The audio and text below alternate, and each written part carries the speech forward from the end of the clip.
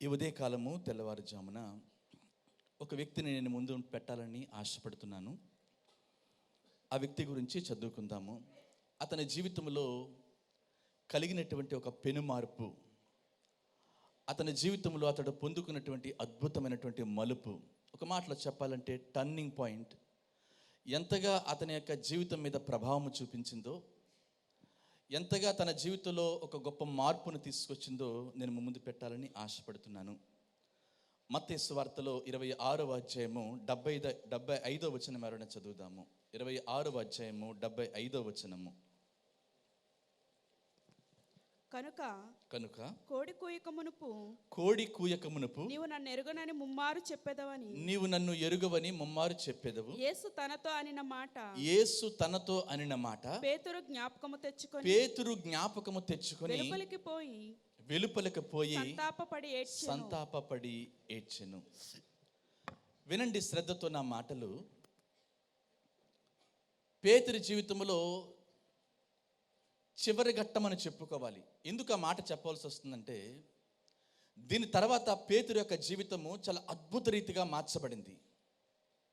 ఇందాక చెప్పానే, ఒక గొప్ప పెనుమార్పు, గొప్ప మలుపు అతడి జీవితంలో అతడు పొందుకున్నాడు. దాని తర్వాత అతని జీవితంలో గొప్ప ఆశీర్వాదము, అనేకులకు దీవెనగా మార్చబడ్డాడు ఆయన. అంతవరకు కూడా విశ్వాసములో అటు ఇటు బ్రతుకుతున్నటువంటి ఈ పేతురు యేసు ప్రభు శిష్యుడే అయినప్పటికీ, 3.5 సంవత్సరాలు యేసు ప్రభుతో నడిచినప్పటికీ అంతవరకు కూడా తన ఆత్మీయ జీవితంలో కాస్త ఎదుగుదల లేనివాడిగా, ఆత్మీయ జీవితంలో ఏమాత్రం పరిపూర్ణత లేని వ్యక్తిగా బ్రతికినప్పటికీ, ఈ మాట నేను చదివించానే, ఈ యొక్క మాట తన జీవితంలో నెరవేర్చబడిన తరువాత గొప్ప మార్పును అతనిలో మనం చూడగలుగుతాము. ఎలాంటి మార్పులు నేను మీకు చదివిస్తాను, దయతో శ్రద్ధతో చదవండి. అపోస్తుల కార్యముల్లో 2వ అధ్యాయము 41వ వచనం చదువుకుంటే,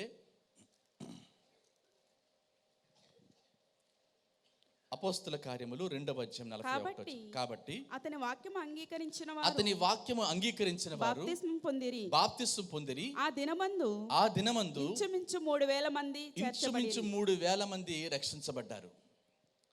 ఈ పేతురు గారు పరిచర్యకు వచ్చినటువంటి ప్రారంభ దినాల్లోనే అతడు ప్రసంగించిన తర్వాత ఒక్క ప్రసంగానికే 3,000 మంది రక్షించబడ్డారు. ఎంత గొప్ప పరిచర్యో ఆలోచన చేయండి. 3,000 ప్రసంగాలు చేస్తేనే ఒక వ్యక్తి రక్షించబడడం కష్టం కదా. అలాంటిది ఒక్క ప్రసంగానికే, ఒక ఉపదేశానికే, ఒక్క దేవుని మాటకే 3,000 మంది ఆ రోజు రక్షించబడ్డారు. అంటే పేతురు చేసినటువంటి పరిచర్య ఎంత ఉన్నతమైనదో జ్ఞాపకం చేసుకోండి. ఈ రోజుల్లో మనము ఎంతో పెద్ద కన్వెన్షన్ పెట్టి అనేక మందిని ఆహ్వానించి గొప్పగా అడ్వర్టైజ్మెంట్ చేసి ఎంతోమందిని పిలిచి సత్కరించి ఘనపరిచిన తర్వాత కూడా ఒక్కరు కూడా రక్షించబడటం లేదు, బాప్తిసానికి సిద్ధపడటం లేదు. కానీ ఆ రోజుల్లో ఎటువంటి సదుపాయాలు లేకపోయినా, పిలవడానికి ఆహ్వానించడానికి ఎటువంటి అవకాశాలు లేకపోయినా, పేతురు యొక్క ఒక్క ప్రసంగంతో 3,000 మంది రక్షించబడ్డారు. రెండో మాట కూడా మీరు చదవాలి. అపోస్తుల కార్యముల్లోనే 5వ అధ్యాయం 15వ వచనంలో కూడా అతని జీవితంలో నెరవేరబడినటువంటి మరొక సంగతి. అందుచేత పేతురు వచ్చుచుండగా జనులు రోగులను వీధుల్లోనికి తీసుకుని వచ్చి వానిలో ఎవని మీదనైనను అతని నీడైనను పడవలనని మంచముల మీద పరుపుల మీదను ఆయనను ఉంచిరి. వినండి, పేతురు యొక్క పరిచర్య కేవలం ప్రసంగం చేసి 3,000 మంది రక్షించడం మాత్రమే కాదు, స్వస్థత పరిచర్య కూడా జరుగుతుంది. ఈ రోజుల్లో దొంగ స్వస్థతలు మనకు కనిపిస్తాయి. వాస్తవానికి జరగకపోయినా స్టేజ్ మీద డ్రామాలు చేసేటువంటి సంగతులు మనకు వినిపిస్తాయి. కానీ ఆ రోజుల్లో మాత్రము పేతురు గారు వీధుల్లో గుండా నడిచి వెళ్ళిపోతుంటే అనేక మంది రోగుల్ని, వ్యాధిగ్రస్తులను తీసుకొని వచ్చి ఆ రోడ్డు పక్కనే వారిని పరుండబెట్టి వారందరూ కూడా పేతురు నీడ పడితే చాలు బాగుపడతారన్నటువంటి విశ్వాసముతో పేతురు దగ్గరకు తీసుకొచ్చేవారు. అంటే పేతురు పరిచర్య ఏమిటో తెలుసునా? చేతులు వేయవసరం లేదు, నూనె రాయవసరం లేదు, నెత్తి మీద చెయ్యి వేసి ప్రార్థన చేయవలసిన పని లేదు. ఆయన నీడ పడితే చాలు అనేక మంది బాగుపడేటువంటి అద్భుతమైన పరిచర్య పేతురు గారికి ఇచ్చారు. మరొక మాట కూడా మీకు జ్ఞాపకం చేయాలి. అదే అపోస్తుల కార్యములో 12వ అధ్యాయం 7వ వచనం చదువుదాం ఒకసారి. ఇదిగో ప్రభుదూత ఇదిగో ప్రభుదూత అతని దగ్గర నిలిచెను, తన ప్రక్కన నిలిచెను. సరిపోతుందండి. అపోస్తలుల కాలంలో నా ప్రియమైన దేవుని బిడ్డలారా, సంఘాన్ని రోమా సైన్యం హింసిస్తుంది. యూదా పెద్దలు, ప్రధాన యాజకులు, పరిసయ్యులు, శాస్త్రులు, సద్దూకయ్యులు సైతము సంఘాన్ని, దేవుని పరిచర్య చేసేటువంటి సేవకులను కూడా హింసిస్తున్నారు. అదే కాలంలో హేరోదేమో యోహాను సహోదరుడైనటువంటి యాకోబును పట్టి శిరశ్ఛేదనం చేసి చంపేశాడు. ఇక పేతురు గారిని కూడా చెరసాల్లో ఉంచి ఇక రేపో మాపో ఆయన్ను కూడా అందరి మధ్యకు తీసుకుని వచ్చి చంపడానికి నిర్ణయించుకున్నారు. చెరసాల్లో ఉన్నటువంటి పేతురుని విడిపించడానికి ఎవరు వచ్చారో తెలిసిన? అతని ఫ్రెండ్స్ కాదు, అతని బంధువులు కాదు, ఎవరో రికమెండేషన్ చేసిన వ్యక్తులు కాదు. సాక్షాత్తు ప్రభువు దూత అతని దగ్గరకు వచ్చి నిలిచింది. చెరసాల సంఖ్యలు విడిపోయాయి. ఎక్కడికి తీసుకెళ్ళిందో తెలుసా? ఆ దేవదూత మార్కు అను మారు పెరుగల యోహాను తల్లి అయినటువంటి మరియ అంట సంఘము ఆసక్తితో కూడినటువంటి ప్రార్థన చేస్తుంటే నేరుగా పేతురు గారిని అక్కడికి తీసుకుని వెళ్ళింది దేవదూత. అంటే పేతురు యొక్క పరిచర్య ఎంత విస్తారంగా, ఎంత వినూత్నంగా ఉందో ఒకసారి మనం జ్ఞాపకం చేసుకోవాలి. అతడు కష్టంలో ఉంటే ఎవరో సహాయం చేయడం కాదు, దేవుడు సాక్షాత్తు దేవదూతనే పంపించి అతన్ని బలపరిచినటువంటి సందర్భాలు, సంగతులు బైబిల్లో ఎన్నో కనిపిస్తాయి. అయితే ఇదంతా ఎప్పుడు జరిగింది? నేను ఇందాక చదివించానే, పేతురు వెలుపలకు పోయి జ్ఞాపమునకు తెచ్చుకొని సంతాపపడి ఏడ్చెను. ఈ మాట, ఈ 75వ వచనం ఎప్పుడైతే తన జీవితంలో జరిగిందో అప్పుడు తన పరిచర్య అద్భుత రీతిగా కొనసాగింది. అంతవరకు కూడా అవిశ్వాసము, అంతవరకు కూడా దుడుకుతనము, అంతవరకు కూడా బలహీనమైనటువంటి పరిచర్య, అంతవరకు కూడా అనుమానపు జీవితము. కానీ ఎప్పుడైతే సంతాపపడి ఏడ్చి జ్ఞాపకముకు వచ్చాయో కొన్ని సంగతులు, అతని పరిచర్య అద్భుత రీతిగా ముందుకు కొనసాగింది. నమ్మిన వారు ప్రభు స్తోత్రం చెప్తారు. ఒక్కసారి అతనికి ఏమేమి జ్ఞాపకం వచ్చాయో కొన్ని విషయాలు టూకుగా మీకు జ్ఞాపకం చేస్తాను. అదే 26వ అధ్యాయం మత్తయి సువార్త మీరు మనస్సులో పెట్టుకోండి, విప్పి పట్టుకోండి. 26వ అధ్యాయము 51వ వచనము. ఇదిగో యేసుతో కూడా ఉన్నవారిలో ఒకడు చెయ్యి చాచి, ఇతడు చెయ్యి చాచి, ఒకడు చెయ్యి చాచి కత్తి దూసి ప్రధాన యాజకుని దాసును కొట్టి వాని చెవి తెగ నరికెను. తర్వాత మాట, యేసు నీ కత్తి వరలో తిరిగి పెట్టు, నీ కత్తి తిరిగి వరలో పెట్టుకును. కత్తి పట్టుకుని వారు కత్తి చేతనే నశింతురు.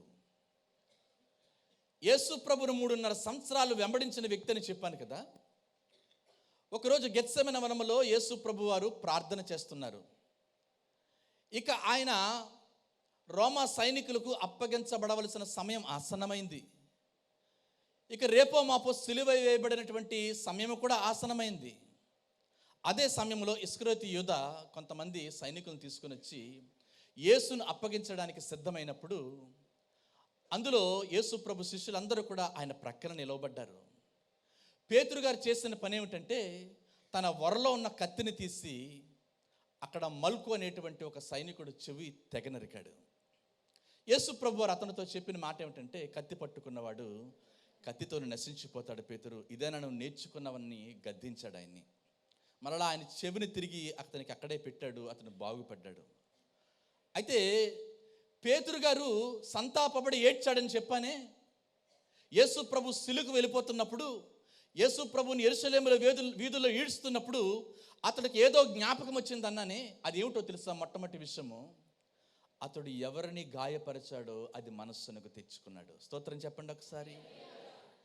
ఈ ఉదయకాలం నా ప్రియమైన దేవుని బిడ్డలారా, మన జీవితాల్లో కూడా సంతాపము, మన జీవితాల్లో కూడా పశ్చాత్తాపము పుట్టాలి అంటే, మన జీవితంలో కూడా ఒక పెను మార్పు, అద్భుతమైన మలుపు, ఒక టర్నింగ్ పాయింట్ కావాలి అంటే, ఈ యొక్క ఉదయకాలము అసలు మన జీవితాల్లో గతించిన దినాల్లో ఇప్పటికీ ఎవరిని గాయపరిచామో, మన వలన ఎవరు బాధపడుతున్నారో, మనం ఎవరిని ఇబ్బంది పెట్టామో మనస్సునకు తెచ్చుకోవాలి.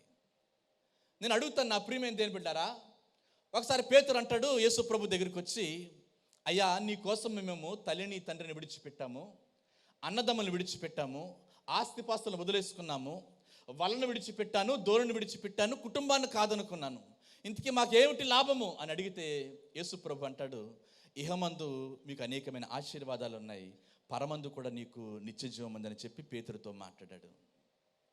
అప్పుడు పేతురు అన్నాడు, దానికి ముందు మాట, సమస్తమును విడిచిపెట్టి నిన్ను వెంబడించామన్నాడు. ఈ మాట కరెక్ట్ అంటారా?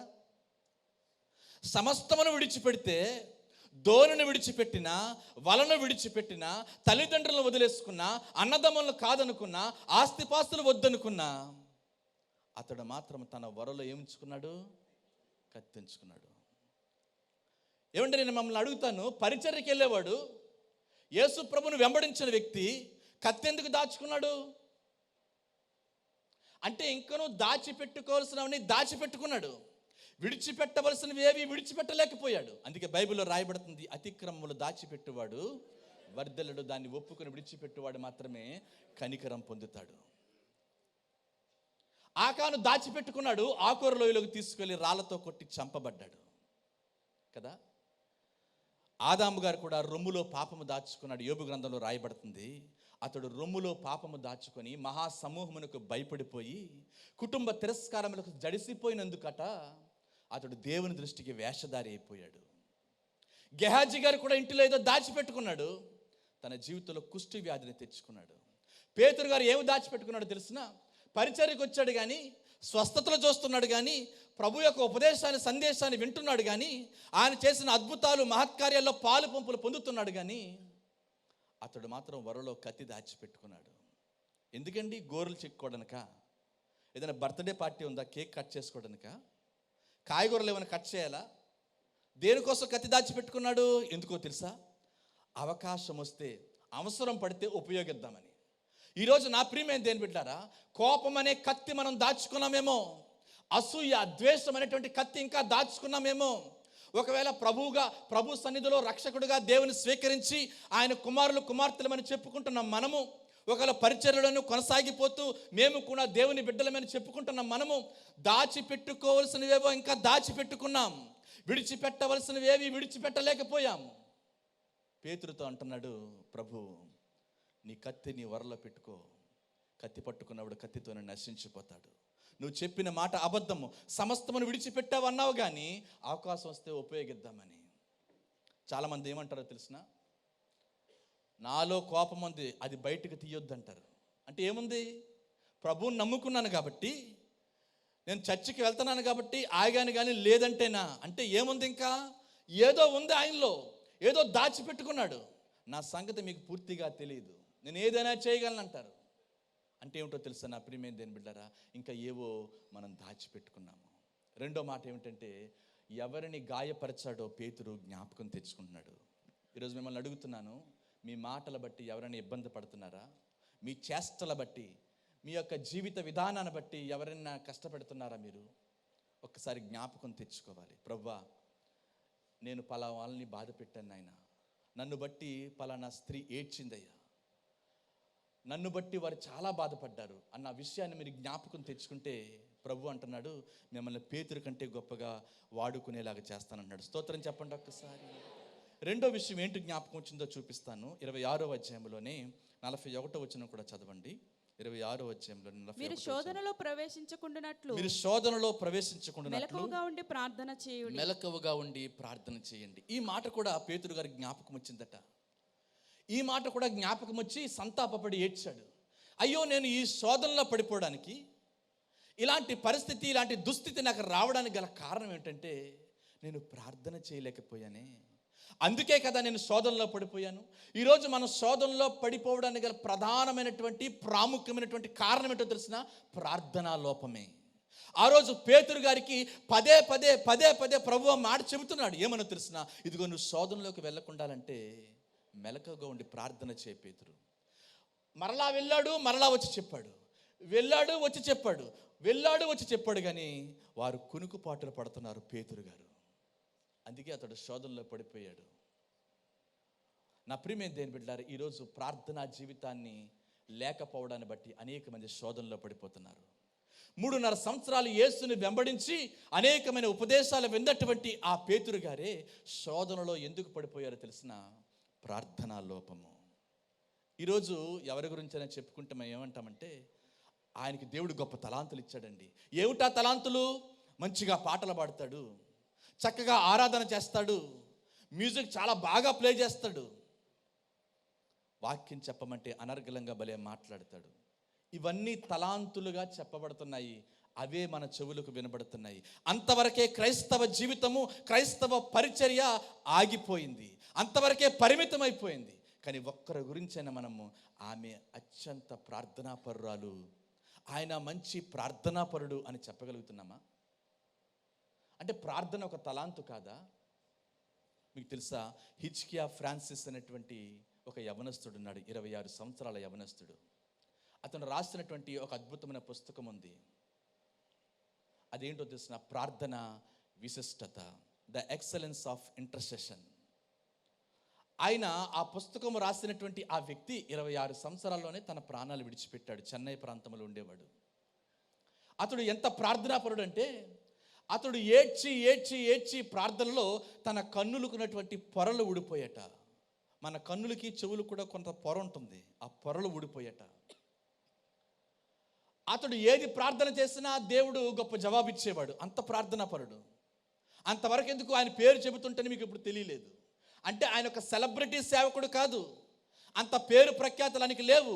కానీ తన ప్రార్థనా గదిలో అత్యంత అద్భుతమైన ప్రార్థనాపరుడుగా నిలిచినటువంటి వ్యక్తి అయిన అతని దగ్గరికి ఒకసారి డిజేఎస్ దినకరన్ గారు వచ్చి, నాన్న, డాక్టర్లు గారు నీ గురించి చెప్పారు, నువ్వు ఇంకా ఎక్కువ ఏడిస్తేనట నీ కన్నులు కనిపించకుండా పోతాయట, ప్రాణానికే ప్రమాదం ఉంది, నువ్వు ప్రార్థన చేసేటప్పుడు ఏడవద్దు, నువ్వు ఒక మాట ప్రార్థన చేస్తే చాలు, ఒక మాట పలికితే చాలు, దేవుడు మేలు చేస్తాడు, నువ్వు అంతగా ఏడవద్దు నాన్న అని అంటే, ఆయన అన్నాడట ఆ యవనస్తుడు, అంకుల్, నేను కూడా అనుకుంటాను ప్రార్థన చేసేటప్పుడు రోజు ఏడుస్తున్నాను కదా, ఈరోజు ఏడవద్దులే, అలా మోకరించి లేచిపోదాం అనుకుంటాను. కానీ మోకరించిన వెంటనే ప్రభు నా జీవితాల్లో చేసిన మేలును, నా కొరకు కార్చిన ఆయన రక్తము, నా కొరకు పెట్టినటువంటి ఆయన ప్రాణమును గురించి ఆలోచన చేసినప్పుడు కన్నీరు పెట్టకుండా ఉండలేకపోతున్నాను అంకులు అంటే, ఆ దినకరన్ గారు అన్నారంట, సరే నాన్న, నీకు ఇష్టం వచ్చింది నువ్వు చెయ్యి అన్నాడు.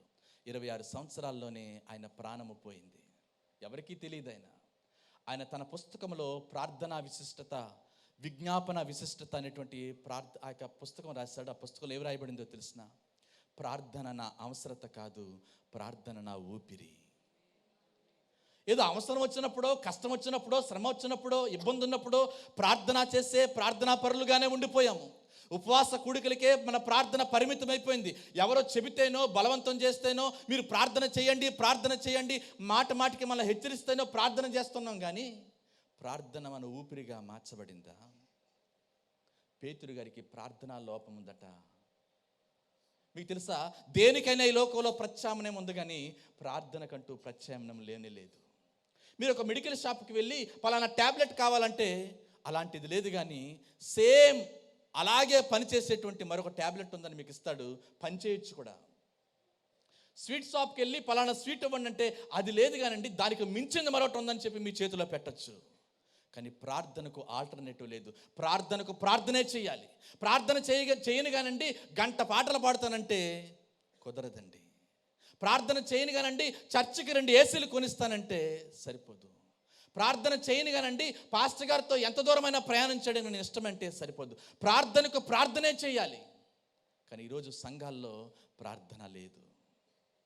యూత్ మీటింగ్ అంటే పరిగెత్తుకొని వస్తారు. విచిత్రం ఏంటో తెలిసిన, ఈ రోజుల్లో సంఘంలో ఉన్నటువంటి యవనస్తులు, యూత్ పిల్లలు అందరూ ఏమనుకుంటారంటే, ఉపవాస ప్రార్థనలు అంటే అది ముసలి వాళ్ళకి సంబంధించింది అనుకుంటారు. ప్రార్థన అనగానే అది ఎవరో పెద్దోళ్ళు చేసేది, నాకు సంబంధించింది కాదు అనుకుంటారు యవనస్తులు. కొంతమంది ఏమిటో తెలిసిన, బహిరంగంగా భలే ప్రార్థన చేస్తారు వల్లిస్తూ కూడా. కొంతమంది వారి ప్రార్థనలో దేవుడికి వచనాలు చెప్తారు, నువ్వు అలాగన్నావు కదా, ఇలాగన్నావు కదా అని. కొంతమంది ప్రార్థనలో బెదిరిస్తారు, బ్లాక్మెయిల్ చేస్తారు, నువ్వు చేస్తావా, లేదంటే నేను చచ్చి మానేస్తాను, ఉపవాసం ఈరోజుతో విడిచిపెట్టేస్తానని చెప్పి. నా ప్రియమైన దేవుని బిడ్డలారా, ప్రార్థన మన ఊపిరిగా మారాలి. ప్రార్థన లేకపోతే వచ్చేటువంటి ప్రమాదం ఏమిటండి, కీడేమిటండి మీరు అడిగితే, మనం శోధనలో పడిపోయే అవకాశాలు ఉన్నాయి. పేతురు అంత భక్తుడే, యేసు ప్రభు యొక్క ప్రధానమైన శిష్యుడే పాపములో పడిపోయాడండి. కారణం ఏంటో తెలిసిన, ప్రార్థనా లోపము. ఈరోజు మిమ్మల్ని అడుగుతున్నాను, మీరు ప్రార్థనా పరులుగా పిలిపించుకోగలుగుతున్నారా? మనం ఏమనిపించుకోవాలో తెలిసిన, ఆ సహోదరుడు ఆ సహోదరి చాలా మంచి ప్రార్థనా పరుడండి. ఆయన ప్రార్థన చేస్తే చాలండి, నాకు మనసులో నెమ్మది కలుగుతుంది. ఆయన ప్రార్థన నా జీవితాన్ని మార్చిందండి. ఆయన ప్రార్థన నా కుటుంబాన్ని నిలబెట్టిందండి. ఈరోజు భర్తలు ఎవరైనా చెబుతున్నారా, నా భార్య ప్రార్థనే ఈరోజు నన్ను ఎలా ఉంచింది? భార్యలు చెప్పగలుగుతున్నారా, నా భర్త తెల్లవారులేసి ప్రార్థన చేయగలుగుతున్నాడు? నేను అంటాను ఏమన్నా తెలిసిన, ఒక స్త్రీ గురించి ఒక పురుషుడు, ఒక పురుషుడి గురించి ఒక స్త్రీ, తల్లిదండ్రుల గురించి పిల్లలు, పిల్లల గురించి తల్లిదండ్రులు ఎవరు సాక్ష్యం చెప్పాలో తెలిసిన, వారు చెబితే చాలండి, నా భర్త పరిశుద్ధుడు ప్రార్థనా పరుడు అని చెబితే సరిపోతుంది. మీ ఇంటి వారు ఇచ్చే సాక్ష్యమే అద్భుతమైనది. ప్రార్థనా పరులు సంఘములో లేవాలి. స్తోత్రం చెప్పండి ఒక్కసారి. మరొక మాట కూడా 26వ అధ్యాయమే 58వ వచనం కూడా ఒకసారి చదువుతాము. 26వ అధ్యాయం 58వ వచనం. పేతురు ప్రధాన యాజకుని ఇంటి ముంగిటి వరకు, పేతురు ప్రధాన యాజకుని ఇంటి ముంగిటి వరకు ఆయనను దూరం నుండి వెంబడించి లోపలికి పోయి, సరిపోతుందండి ఒక్కసారి. యేసు ప్రభుని ఎక్కడి నుండి వెంబడిస్తున్నాడు? ఒకప్పుడు ఎక్కడుండేవాడో తెలిసిన, ఆల్మోస్ట్ చాలా క్లోజ్గా ఉండేవాడు. చెయ్యి చాపితే యేసు ప్రభు తాకగలిగేటంత దగ్గరలో పేతురు ప్రయాణం చేశాడు. 12 మంది శిష్యుల్లో ప్రధానమైన శిష్యుడు ఎవరు అంటే పేతురు గారే. ఆయన ఎక్కడికి వెళ్ళినా ముగ్గురు వ్యక్తులను తీసుకువెళ్తే అందులో ఒకడు ఎవరంటే పేతురు గారు. అంత దగ్గరగా నివసించి ప్రయాణం చేసినటువంటి పేతురు ఇప్పుడు దేవునికి దూరం అయిపోయాడు. దూరముగా వెంబడిస్తున్నాడు పేతురు. ఈ ఉదయకాలం ఒక ప్రశ్న అడుగుతున్నాను, నా ప్రియమైన దేవుని బిడ్డలారా, మీరు యేసుకు దగ్గరగా ఉన్నారా, దూరం అయిపోయారా? మనమే ప్రశ్నించుకుందాం. ఎవరితో మనం ఉన్నామో, మనం దగ్గరగా ఉన్నామా, దూరం అయిపోయామా? ఒకప్పుడు మన జీవితాల్లో చిన్న విషయానికి కూడా దేవుని సన్నిధిలో పశ్చాత్తాపడి ప్రభు సన్నిధిలో ప్రార్థన చేసేవారిని. ఇంత మేలు కలిగితే చాలు ప్రభుని స్తుతించి ఆరాధించేవారిని. దేవుని సన్నిధి విషయంలో క్రమం తప్పకుండా పరుగెత్తుకొని వచ్చేవారిని. ఎంత దగ్గరగా ఉండేవాళ్ళమండి దేవుడికి మనము. ఎవరైనా కనిపిస్తే చాలు వారికి ప్రభు గురించి చెప్పేవారిని. నా జీవితంలో అది చేశాడండి, ప్రభు నిజమైన దేవుడని చెప్పేవారము. కానీ ప్రభువుకు ఎంత దూరం అయిపోయామో ఒక్కసారి మనమే స్వపరీక్ష చేసుకోవాలి. చాలా దూరం అయిపోయాము. పేతురు ఎంత దూరం అయిపోయాడో అక్కడ రాయబడుతుంది, దూరము నుండి యేసును అతడు వెంబడిస్తున్నాడు. చాలా దగ్గరగా వెంబడించేవాడు, చాలా క్లోజ్గా యేసు ప్రభుతో ఉండేవాడు. ఇప్పుడు దగ్గర అయిపోయాడు, అక్కడ చాలా దూరం అయిపోయాడట. దాని కిందనే మరో మాట ఉంటుంది, చూద్దాం ఎవరితో ఉన్నాడో. దీని అంతా మేమవును చూడవలెనని బంట్రౌతులతో కూడా చూడండి ఎవరితో కూర్చున్నాడో తెలుసా? ఒకప్పుడు యేసుతో కూర్చునేవాడు, మిగిలిన శిష్యులతో కూర్చునేవాడు, విశ్వాసులతో కూర్చునేవాడు, దేవుని సన్నిధిలో కూర్చునేవాడు. ఇప్పుడు ఎవరితోనంటే లోకస్తులతో కూర్చుంటున్నాడు, బంట్రోతులతో కూర్చున్నాడు, రాజకీయ నేతలతో కూర్చుంటున్నాడు, ఆ పార్టీలో ఈ పార్టీలో చెయ్యి పెడుతున్నాడు, వారితో వీరితో సహవాసం చేస్తున్నాడు. యేసు ప్రభు దగ్గరే ఉండేవాడు, యేసు ప్రభుతోనే నడిచేవాడు, బంట్రోతులతో కూర్చునే పరిస్థితి ఏర్పడింది. ఎందుకో తెలుసా? అతడు ప్రభువుకు దూరం అయిపోయాడు. తర్వాత మాట కూడా మీకు చూపిస్తాను. 26వ అధ్యాయము 69-70 వచనాలు చదువుదాం ఒకసారి. పేతురు వెలుపటి ముంగిట కూర్చుండి ఉండగా ఒక చిన్నది అతని యొద్దకు వచ్చి నీవును గలిలయుడు యేసుతో కూడా ఉంటివి కదా అనెను. అందుకతడు నేనుండలేదు, నువ్వు చెప్పు సంగతి నాకు తెలియదని అందరి ఎదుట అనెను. 72 నుంచి కూడా చదువుతారా? అతడు ఒట్టు పెట్టుకొని నేను ఉండలేదు, ఆ మనిషిని నేను ఎరుగనని మరలా చెప్పాను.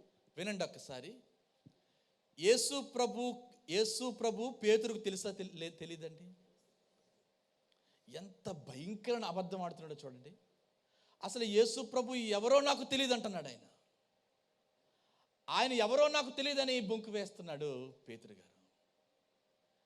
ఎవరో నిజంగా తెలియదా? 5 రొట్టెలు 2 చేపలు 5,000 మందికి పంచుతున్నప్పుడు దగ్గరుండి పంచినటువంటి వ్యక్తి కాదా? నీళ్లను ద్రాక్షరసంగా మార్చి గ్లాసుల్లో వేసి అందరికి ఇస్తున్నప్పుడు ఈయన కూడా పంచినటువంటి వ్యక్తి కాదా? కుంటి వాళ్ళకి కాళ్ళిచ్చి, చెవిటి వారికి చెవులనిచ్చి, మూగవారికి నోరిచ్చి, 12 సంవత్సరాల నుంచి రక్తస్రావ రోగముతో బాధపడుతున్న స్త్రీని స్వస్థపరిచినప్పుడు పక్కనే ఉన్నాడు కదా.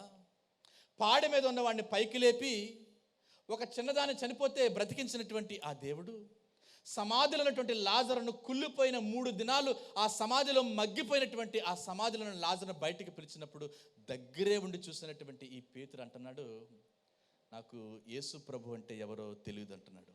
ఈరోజు భౌతికంగా శారీరకంగా యేసంటే ఎవరో తెలియదని మనం అనకపోవచ్చు, కానీ తెలియదు అన్నట్టుగానే జీవిస్తున్నాము.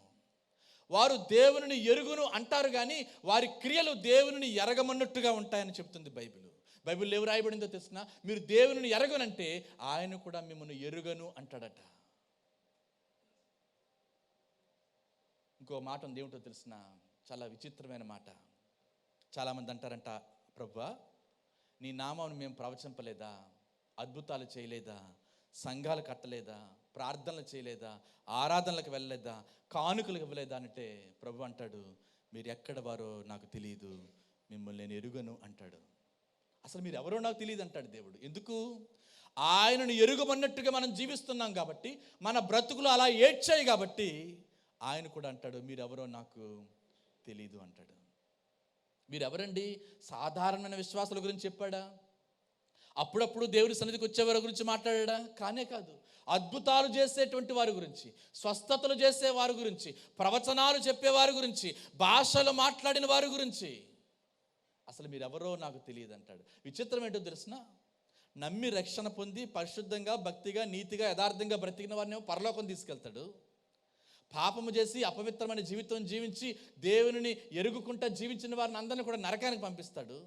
ఈ ప్రవచనాలు చెప్పి, అద్భుతాలు చేసి, ఆశ్చర్యాలు చేసి, బోధలు చేసి, సేవ చేసి, పాటలు పాడి దేవుని సన్నిధికి క్రమంగా వచ్చి భక్తిగా జీవించని వారిని దేవుడు అంటాడు, మీరెవరో నాకు తెలియదు అంటాడు. ఇప్పుడు వారిని ఏ గ్రూప్లో వేయాలి, వాళ్ళని ఏ బ్యాచ్లో పెట్టాలి, వారిని అటు పైకి పంపించలేడు, ఇటు కిందకి పంపించలేడు. అసలు మీరెవరో నాకు తెలియదు అంటాడు. అంటే అడ్రస్ లేని జీవితం అయిపోతుందట.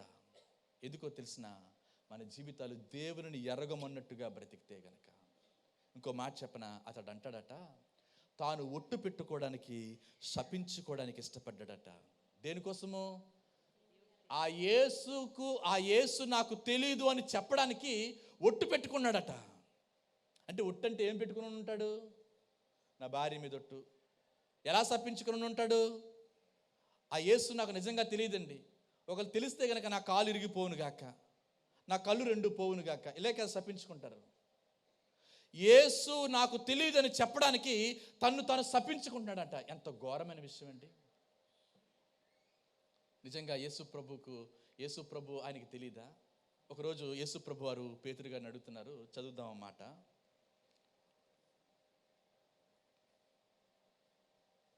మత్తయి సువార్త 16వ అధ్యాయము 17వ వచనము.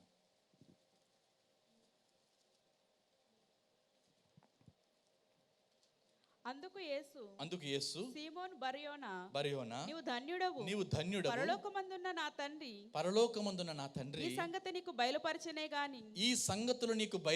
గాని నరులు నీకు బయలుపరచలేదు. వినండి ఒకసారి యేసు ప్రభువు తన శిష్యుల్ని పిలిచి అడుగుతున్నాడు,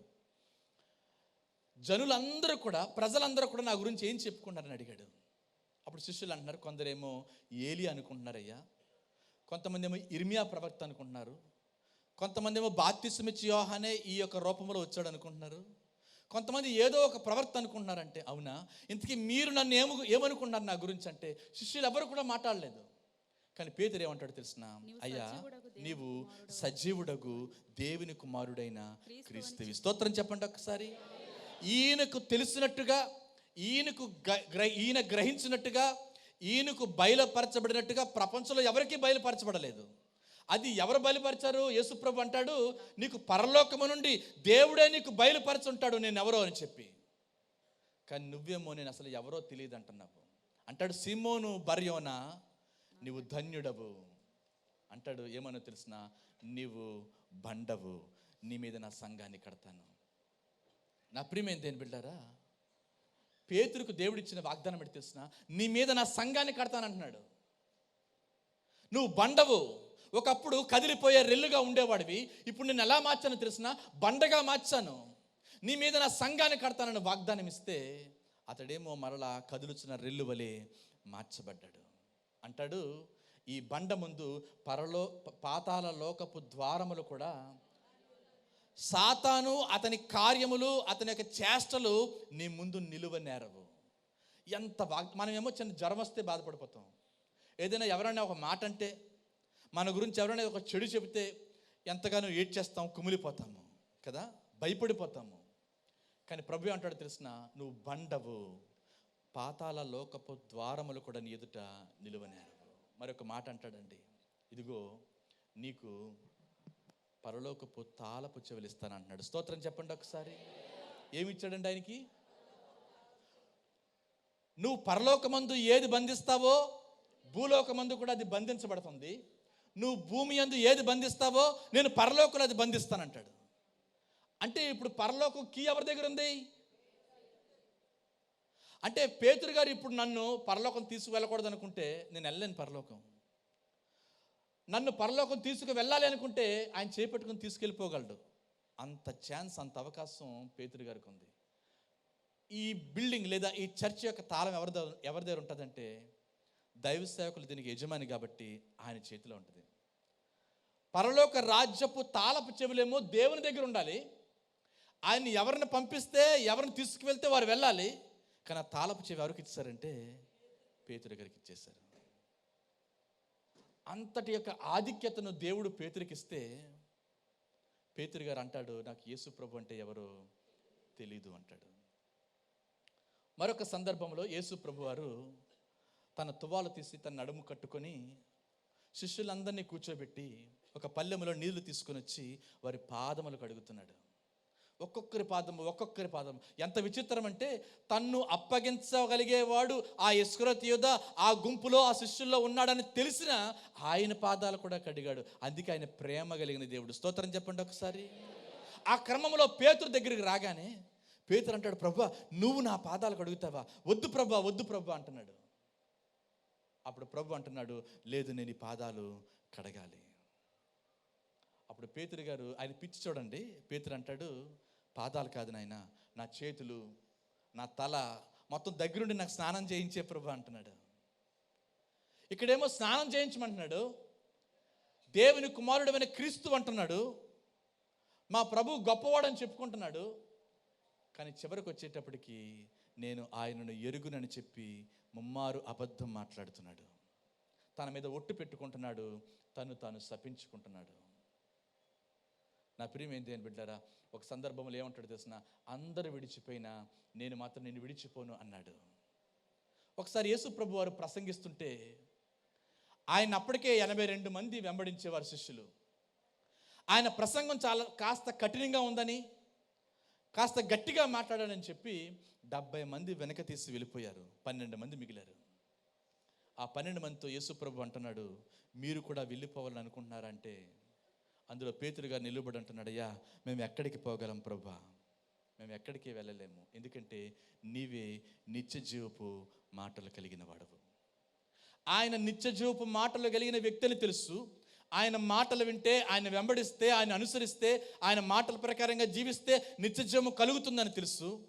ప్రభా నా పాదాలు కాదనైనా నా ఒళ్ళంతా కడిగే ప్రభా, నా తలంతా కడిగే ప్రభా అని అడిగినటువంటి వ్యక్తి, నువ్వు నిజంగా సజీవుడగు దేవుని కుమారుడు అనే క్రీస్తువని ఆయనకు బయలుపరచబడితే చెప్పినటువంటి వ్యక్తి, యేసు ప్రభుతో 3.5 సంవత్సరాలు అద్భుతంగా నడిచినటువంటి వ్యక్తి, ఆయన బోధలు చెవులారా విన్నటువంటి వ్యక్తి, ఆయన చేసిన అద్భుతాలు కళ్ళారా చూసినటువంటి వ్యక్తి ఇప్పుడు అంటాడు, యేసు ప్రభు ఎవరో నాకు తెలీదు అన్నట్టుగా మాట్లాడుతున్నాడు.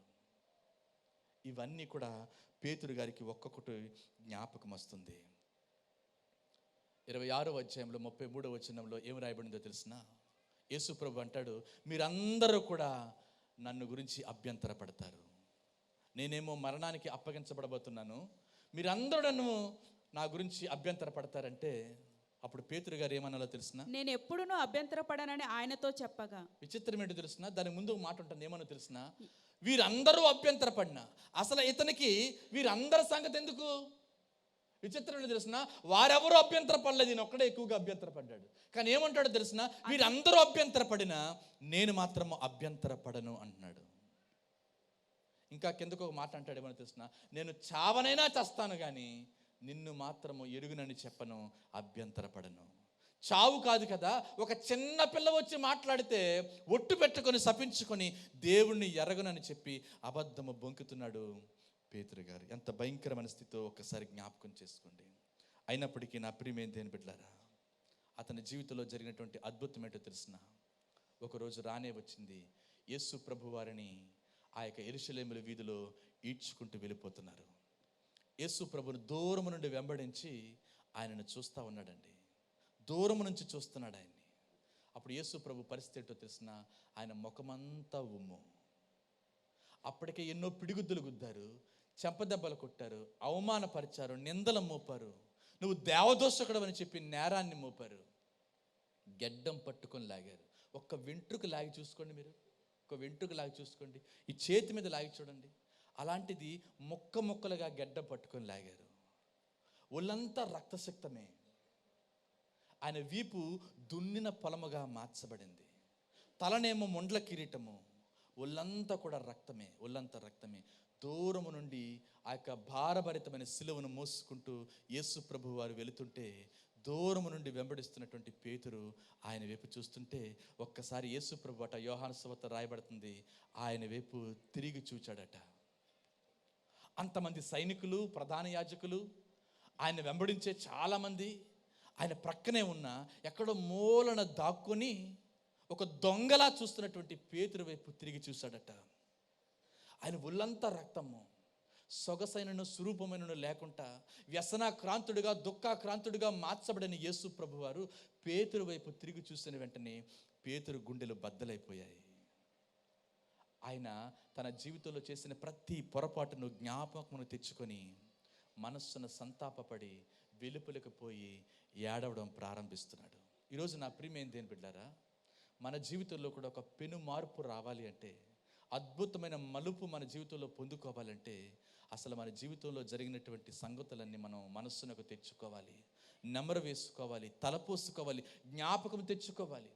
ఏ విషయంలో నేను ప్రభువును బాధ పెట్టాను, ఏ విషయంలో నేను దేవునికి దూరం అయిపోయాను, ఎప్పుడు దేవుణ్ణి ఎరగనట్టుగా నేను జీవించాను, ఎవరిని గాయపరిచాను, ఇవన్నీ మనస్సునకు తెచ్చుకొని పేతురు తన జీవితంలో సంతాపపడి ఏడ్చాడు. దాని తర్వాత తన జీవితం చూసుకుంటే ఎంత గొప్ప మలుపు నా చెప్పను నా ప్రియమైన దేవుని బిడ్డలారా. అతడు క్రీస్తు కోసం హతసాక్షిగా మార్చబడ్డానికి ముందుకు వెళ్ళిపోయాడు. ఇంకో మాట చెప్పనా, ఇన్ని తప్పిదాలు చేసినటువంటి పేతురు ఒక్క కోడి కోతకే తన జీవితాన్ని మార్చుకున్నాడు. ఒక్క కోడి కోతకు. ఈరోజు సేవకులు, ఈరోజు బోధకులు ఎంతోమంది ఇక్కడ నిలవబడి వేల ప్రసంగాలు చేస్తున్నా, అద్భుతమైనటువంటి సంగతులు ఉపదేశిస్తున్నా, మన జీవితాల్లో మార్పు రావటం లేదే, మనకు సంతాపం పుట్టడం లేదే, మనకు కన్నీరు రావటం లేదే. కానీ ఒక్క కోడి కుయ్యగానే తన జీవితం ఏంటో తనకు అర్థమైపోయింది.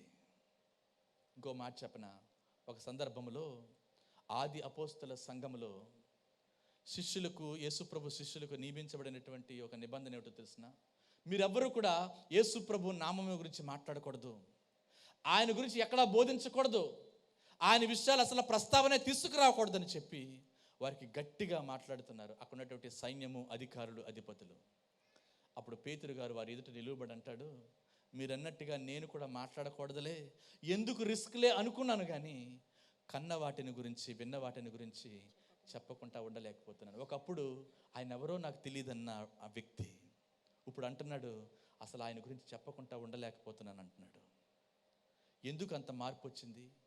చివరికి అంటాడు, నేను చావలసి వచ్చినా నిన్ను గురించి అభ్యంతర పడను అన్న వ్యక్తి, నేను ఎరుగును అని చెప్పి శపించుకొని వెట్టు పెట్టుకున్న వ్యక్తి, తన జీవితంలో ఎప్పుడైతే మార్పు కలిగిందో, సంతాపపడ్డాడో, ఏడ్చాడో, ఇప్పుడు హతసాక్షిగా మార్చబడ్డానికి, తాను చంపుతున్నా అంటాడు, ఇదిగో యేసు ప్రభు వలె నన్ను నిలువుగా సిలువ వేయొద్దు, అడ్డంగా సిలువ వేయండి.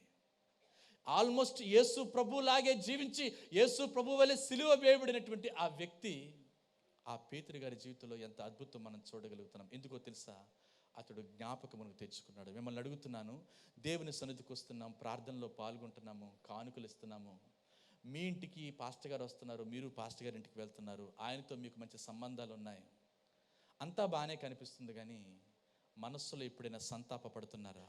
చేసిన తప్పుల గురించి, జరిగినటువంటి ఆ యొక్క దేవునికి విరోధమైన కార్యాల గురించి, దేవుడు అసహించే పనుల గురించి ఎప్పుడైనా సంతాప పడేటువంటి అనుభవం ఉందా? ఒకసారి మనస్సునకు తెచ్చుకుందాము, కళ్ళు మూసుకుందామా, చిన్న ప్రార్థన చేస్తాను. చిన్న ప్రార్థన.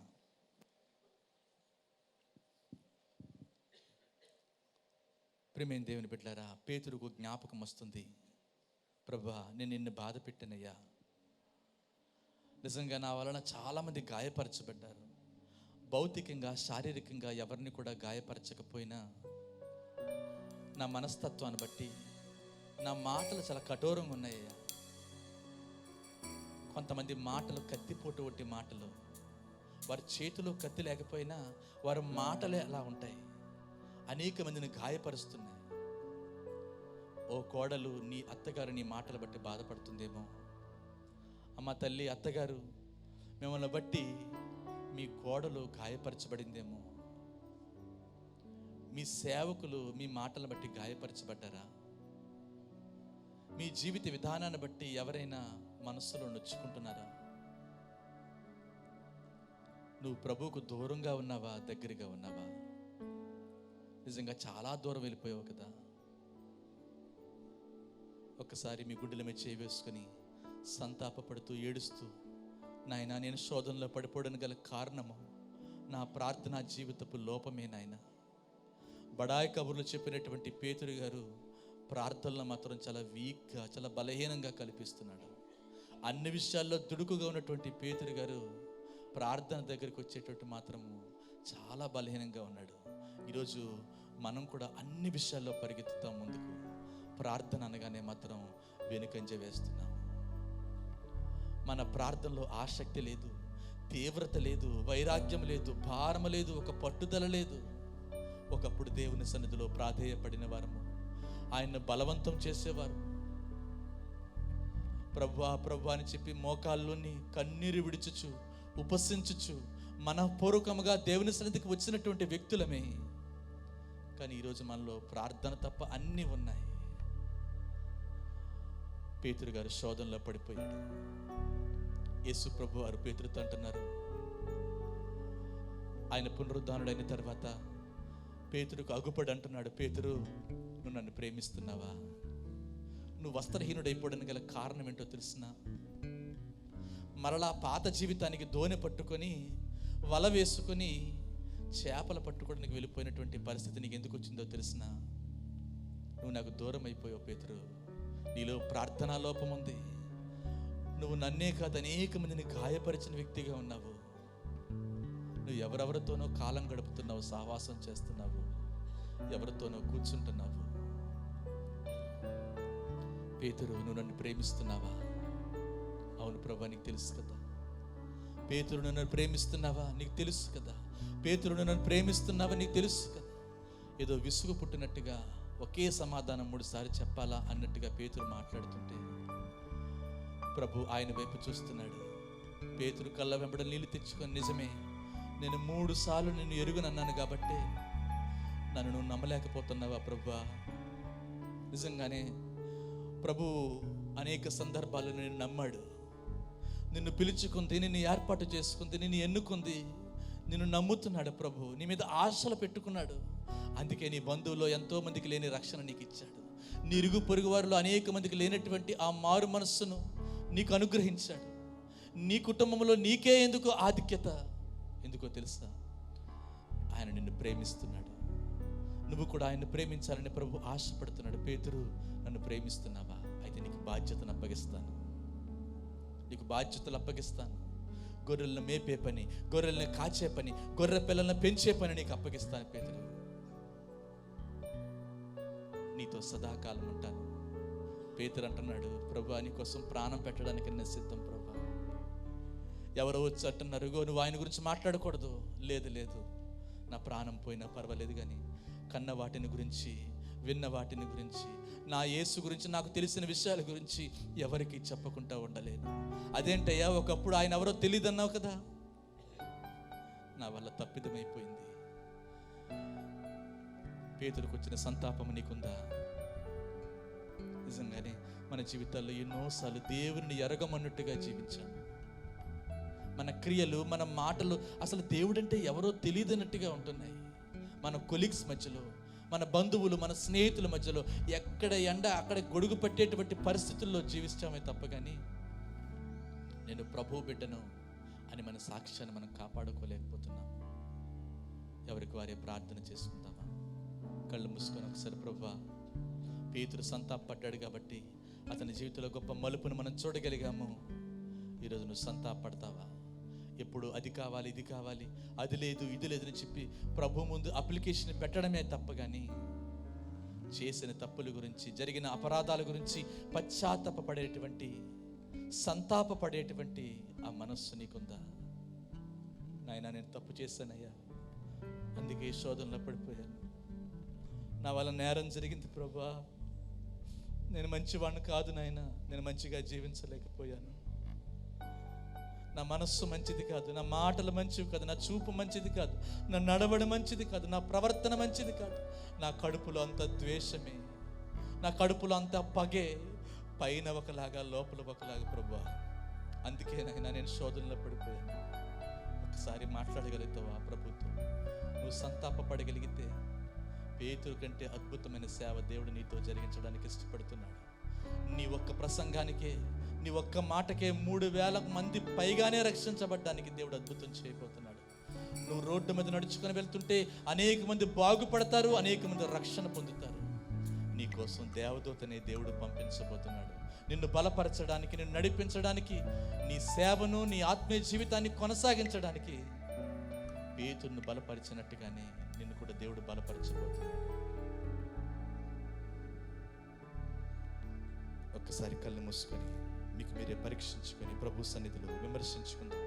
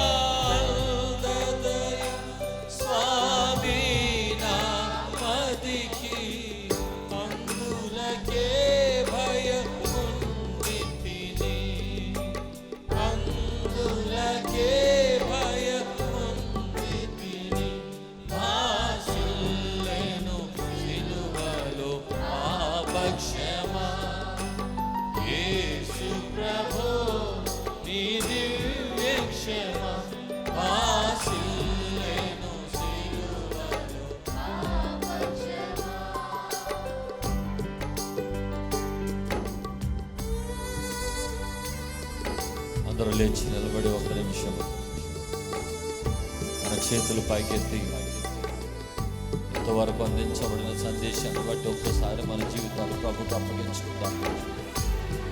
ప్రభువుని ఎరిగిన వారుగా, ఆయనతో నడుస్తున్నామని చెప్పుకునే వారంగా, నేను ఆయనతో జీవిస్తున్నానని చెప్పుకునే వారంగా, అనేక సార్లు దేవునికి దూరమై తిరుగుతున్న మన పరిస్థితులను ప్రభు ఈ ఉదయకాలం జ్ఞాపకం చేశారు.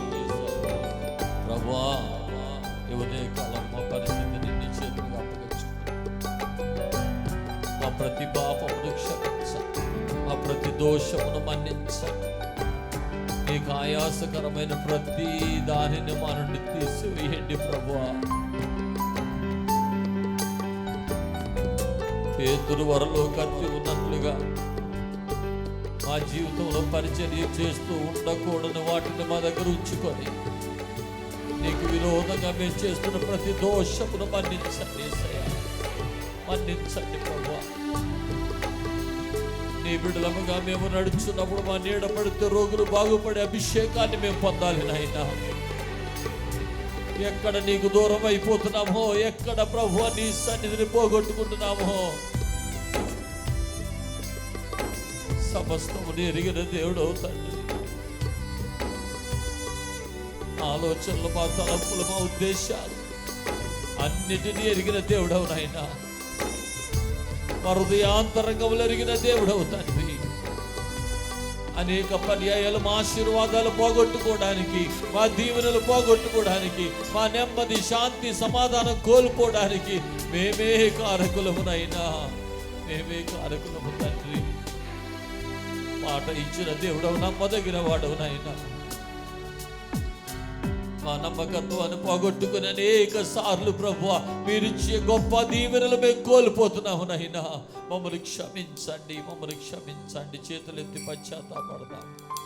మమ్మల్ని క్షమించండి నాయన, మమ్మల్ని క్షమించండి, మమ్మల్ని క్షమించండి. హల్లెలూయా, హల్లెలూయా.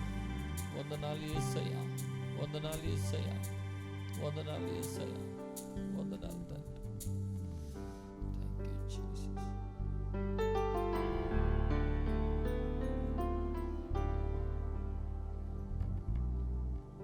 Thank you Jesus.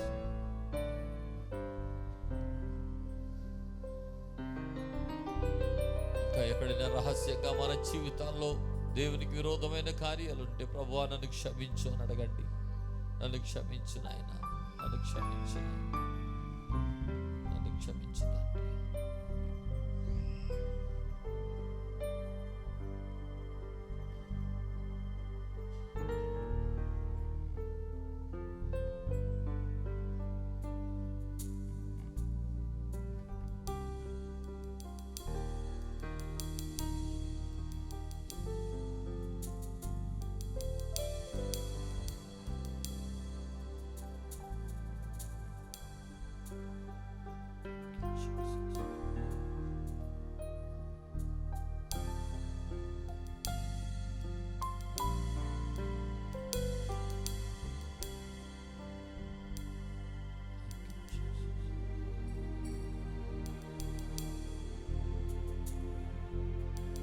మనలను మరింత దేవునికి దగ్గర చేయడానికి, ఆయనతో ఇంకా మంచి సహవాసం గలవారమై జీవించడానికి ప్రభు తన దాసులను పంపించి మన కొరకు అందించిన ఈ అద్భుతమైన సందేశాన్ని బట్టి 2 చేతులు పైకెత్తి హృదయపూర్వకంగా యేసయ్యా నీకు వందనాలని ఎంత గొప్పగా బిగ్గరగా స్వరం ఎత్తి చెప్పగలిగితే అంత స్వరం తెరిచేసేకు స్తోత్రాలు చెల్లిద్దాం. హల్లెలూయా, హల్లెలూయా, హల్లెలూయా, హల్లెలూయా, హల్లెలూయా, హల్లెలూయా. వందనాలు తండ్రి, వందనాలు నైనా, వందనాలు ప్రభువా, నీకు స్తోత్రమయ్యా. మా పాపములన్నిటినీ క్షమించండి, మా దోషములన్నిటినీ మన్నించండి. మా మాట ద్వారా, మా చూపు ద్వారా, మా క్రియ ద్వారా నాయన మేము చేసే ప్రతి దోషములను మన్నించండి నాయన.